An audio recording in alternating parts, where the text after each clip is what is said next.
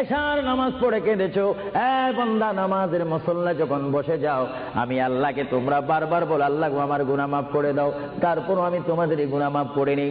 তারপরও তোমরা নিশি রাত্রে মানুষ যখন ঘুমে যায়, তোমার বিবি যখন ঘুম যায়, তোমার ছেলে যখন ঘুম যায়, তুমি নিশি রাত্রে ঠান্ডা পানি দিয়ে ওযু বানিয়ে নামাজের মুসল্লায় বসে তুমি আবার যখন ডাক দাও, রব্বুল আলামিন পৃথিবীর কোনো মানুষ আমার গুনাহ সম্পর্কে জানে না, তুমি আমার গুনাহ সম্পর্কে জানো।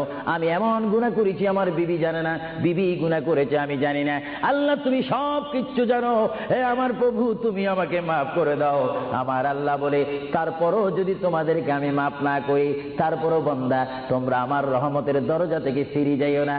আমি তোমাদেরকে হুকুম দিচ্ছি, ওয়ালাউ আন্নাহুম ইয যালামু আনফুসাহুম জাউকা, বান্দারে যদি গুনাহ করে ফেলো আমার রহমত থেকে মুখ ফিরিয়ে তুমি চলে যাইও না।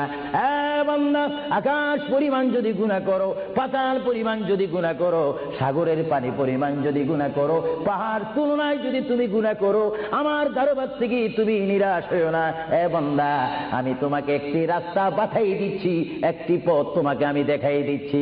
সেই পথটি কোন পথ তোমরা জানো?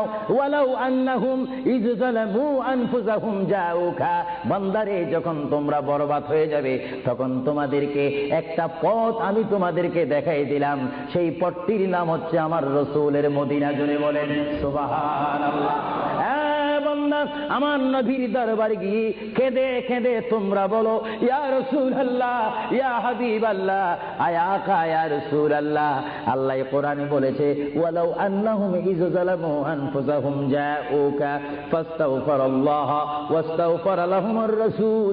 আল্লাহ বলেছে হে বান্দা তোমরা ডানে না গিয়ে, বামে না গিয়ে, পিছে না গিয়ে তোমরা সরাসরি আমার নবীর কদমে চলে যাও।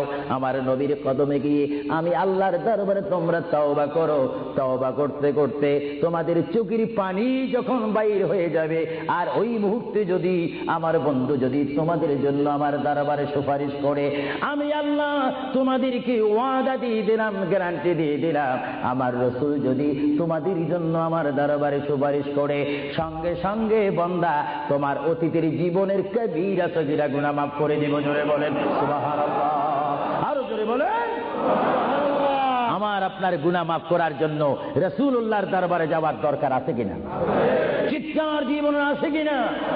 এটা কোরআনের অপব্যাখ্যা নয়, কোরআন শরীফের আয়াত। ওয়ালাউ আন্নাহুম ইয যালামু আনফুসাহুম জাউকা, যারা তাফসীর পড়েছেন, তাফসীর জালালাইন পড়েছেন, টাইটেল পড়েছেন, বুখারী পড়েছেন, মুসলিম পড়েছেন, ইবনে মাজাহ পড়েছেন, সিয়া সিত্তা পড়েছেন, হাদিস পড়েছেন, ইজমা পড়েছেন, কিয়াস মেনেছেন, উসুল মেনেছেন, বালাগাত মেনেছেন, মুনতিক মেনেছেন, শরীয়ত বুঝেছেন, তরিকত বুঝেছেন, হাকিকত বুঝেছেন, ইলমে লুদুনি পেয়েছেন, ইলমে তাসাউফ মেনেছেন, তারা অবশ্যই স্বীকার করবে মানুষের একমাত্র মুক্তির স্থান, পরিত্রাণের স্থান, আসলের স্থান, নাজাতের স্থান, আল্লাহ পাওয়ার স্থান মুহাম্মদুর রাসূলুল্লাহ কদম মুবারক। চিৎকার দিয়ে বলেন সুবহানাল্লাহ।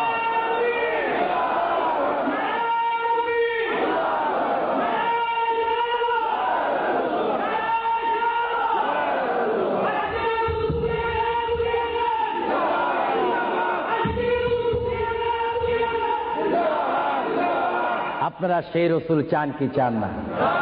অবশ্যই চাইবেন, না চাইলেও চাইবেন। কেন চান নেই? অবশ্যই আফসোস করবেন। কারণ পৃথিবীতে সন্তান রয়েছে, বিবির জন্য স্বামী রয়েছে, স্বামীর জন্য বিবি রয়েছে, সন্তানের পাশে মা রয়েছে, মায়ের পাশে সন্তান রয়েছে। এটার নাম দুনিয়া। আর দুনিয়াও মাজরাতুল আখিরা। কিন্তু এই দুনিয়া যেই দিন জীবনের সমাপ্তি, বিদায় ঘন্টা বেজে যাবে, সেই দিন সন্তান ইচ্ছা করে মায়ের পা ছেড়ে দিবে, পিতা তার মায়ের সামনে থেকে চলে যাবে, এমনি ভাবে সবাই বিচ্ছিন্ন হয়ে যাবে, সব চলে যাবে। একমাত্র সাথী হবে, আপন হবে, বন্ধু হবে, কবরের সঙ্গী হবে। সবাই বলেন মুহাম্মাদুর। আরো জোরে বলেন না মুহাম্মাদুর। আপনারা সেই রাসূল চান কি চান না? সেই রাসূলের চরিত্রের মধ্যে উম্মতে রক্ষা পাওয়ার গ্যারান্টি আছে কিনা? একটু দরুদ শরীফ পড়েন। আল্লাহুম্মা